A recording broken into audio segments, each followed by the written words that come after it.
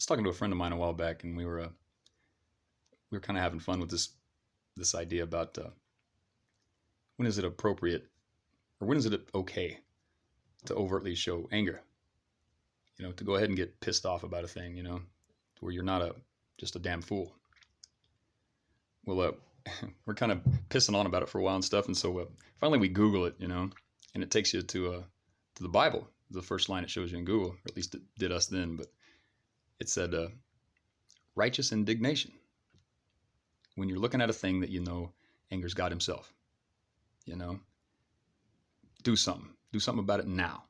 Whatever it takes to put a stop to it. Don't be excessive, but do something about it now, or he who stands idle and just watches the injustice go down is just as guilty as the criminals perpetrating the crime. But there's this instance in the Bible where Jesus gets violent. It's kind of crazy, but most people don't know about that. But there's two stories the way this goes down. And Jesus catches the money changers loaning money for interest, or usury as it's called in the Bible. And one story goes that he overturned tables and he runs them off that way. And the other one goes that he actually lays the hands on them and throws them the fuck out. And my buddy I was talking to, he says, well, that's what it is, man. That's why he gets violence, because of the place that they're doing it in, in the temple. I'm like, man, I'm not so sure about that, man, because it seems to me loaning money for interest in the Bible for usury it's like the biggest no there is. It's the fastest way to make a slave out of a man. It happens to be true even to this day.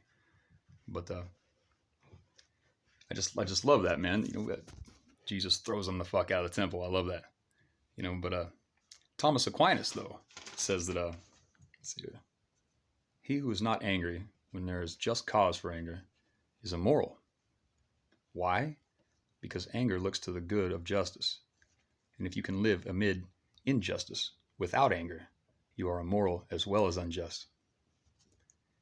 Then I'd add this tidbit, man. Justice is the sum of all moral duty. So it's just funny, I think about that more and more these days, like you see this kind of shit more and more, man. And what's that other old adage about, evil prevails when good men do nothing? Seems like, man, that kind of thing just runs rampant these days. But I think it's because nobody digs into the book anymore. Now, I'm not the most religious guy out there. I would say spiritual, but I take a great deal away from every holy book I've ever read. Not that I've read them all cover to cover, but I've dug into some, and they all seem to be chock full of ancient kind of wisdom, and who could deny any of that, right? But I know they're out there, but I personally think that if you subscribe to only one holy book, and haven't read any of the others, you don't know for sure that this is the right one. After you've read every last one of them, I think there's 9 or something or more, ultimately, main ones, till you can say honestly that you've read every last one of them cover to cover.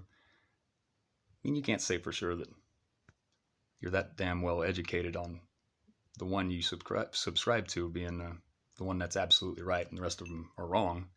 They're all full of ancient wisdom. That's just my opinion. But I take a great deal. Probably I take the most away from the Bible, but I take some from every one of them that I've dug into. But it's just my opinion.